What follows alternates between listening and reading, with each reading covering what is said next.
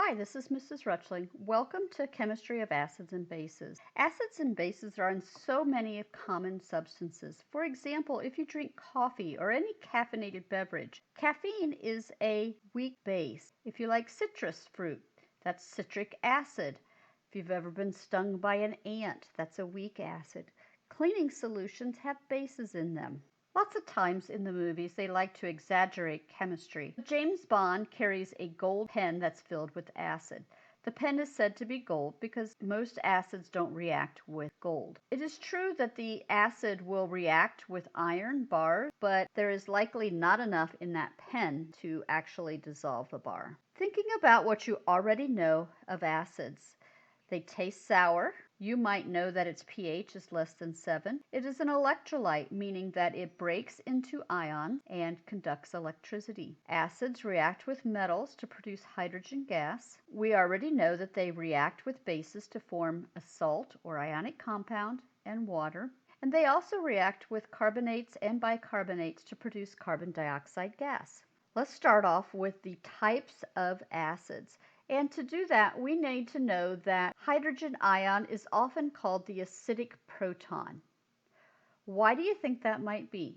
Acids have a proton that can detach and become an ion. It's considered a proton because if it loses an electron, the only thing left is the proton. But monoprotic acids, going back to our biology terms, mono means it has one acidic proton. Nitrous acid, hydrobromic acid, acetic acid. Poly, meaning more than, have 2 or 3 hydrogens. Phosphoric acid, sulfuric acid. Organic acids contain this carboxyl group, COOH. It is written that way because in organic chemistry that helps tell the structure, and this is what the carboxyl group looks like. These are weak acids, and citric acid and acetic acid are organic acids. Lastly, we have our oxyacids, which has our acidic hydrogen attached to the oxygen, and most of the polyatomic ions are oxyacids. As a refresher, here's our acid nomenclature flowchart. We know that acids usually start with hydrogen. If they have 2 elements, hydrogen and another element, then the naming is hydroic. If it has 3 elements, we don't use the hydro and we look at the polyatomic ion name. If it ends in ate, then the ending becomes ic. If it ends in ite, the ending of the acid becomes I like to remember this by ic, you ate that. Pause the video and try these review problems. Compare your answers to mine.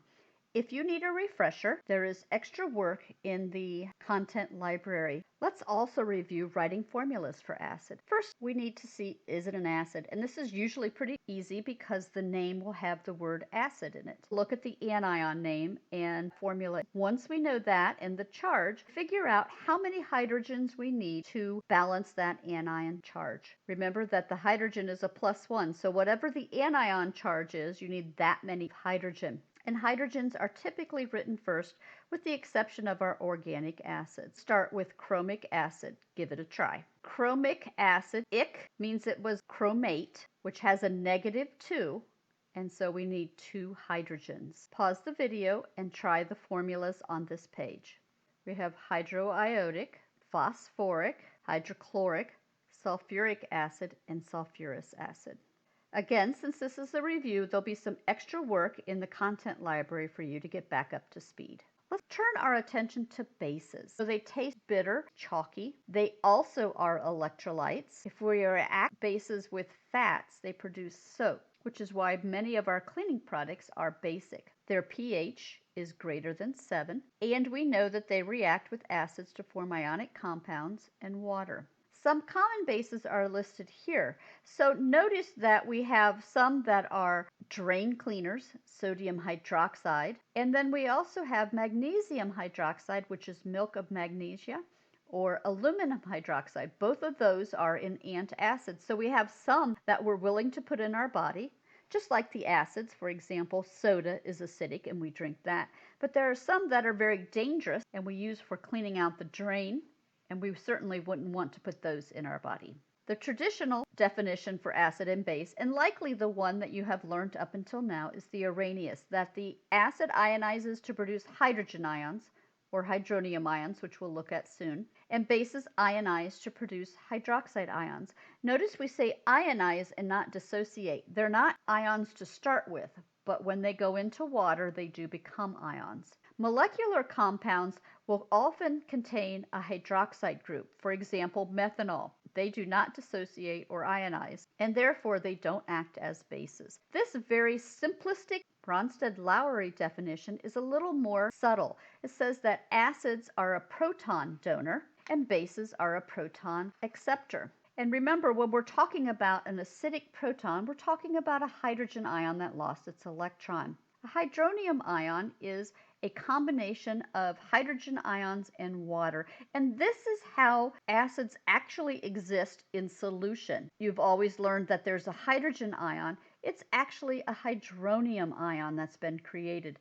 You will see both the hydrogen ion in some places and the hydronium ion in others. Just know that in water, the acid actually exists as a hydronium ion. If we look at the Bronsted-Lowry definition, ammonia doesn't have a hydroxide. So how does it create that hydroxide ion in solution? It accepts the proton from the water. The hydrogen ion acceptor, in this case the ammonia, is a Bronsted-Lowry base. The hydrogen ion donor, in this case water, is a Bronsted-Lowry acid. We have conjugate pairs. Conjugate acids and bases are always created by a Bronsted-Lowry reaction. Those are the products. A conjugate base is an acid that has lost a hydrogen ion, so it's going to be missing the hydrogen. We have our water that is donating a hydrogen ion in this case, and so the resulting hydroxide has lost the proton, and this is a conjugate base. Our base, in this case ammonia, has gained a hydrogen. So it now has an extra hydrogen and it is a conjugate acid. Notice there's always a corresponding pair. Here's another example. We have an acid. We know it's an acid because if we go over here, we see that it has lost its hydrogen and the carbonate is the conjugate base. In this case, water is acting as a base, and it is gaining a hydrogen, and so the hydronium ion is the conjugate acid. Acid-base interactions are all around us, and one of the important ones is in biology. Hemoglobin, the heme group, see this large molecule here, reacts with oxygen or carbon monoxide. The iron ion in hemoglobin is a Lewis acid, and so the oxygen or the carbon monoxide acts as Lewis bases to bond with it. Pause the video and try to label these reactants and bases as the acid and base and the conjugate. In this case, the water is gaining the hydrogen or the proton. Water is acting as a base, and the hydronium ion is a conjugate acid. Sulfuric acid is losing an acid. It is donating. So what is left is the conjugate base. Pause and try the next two. Check your answers against mine. We have seen that water can be either an acid and donate the acidic proton or a base and accept it. We say that it is amphoteric or sometimes amphiprotic. Amphi meaning can be either way. Pause the video and label these as acids, bases, conjugate acids, and conjugate bases. Check your answers against mine. Another definition is a Lewis acid and a Lewis base. This is even more specific and goes to accepting and donating electron pairs. In this case, the acid accepts the electron pair and the base donates it. You will not have to identify these, but you should know the definitions.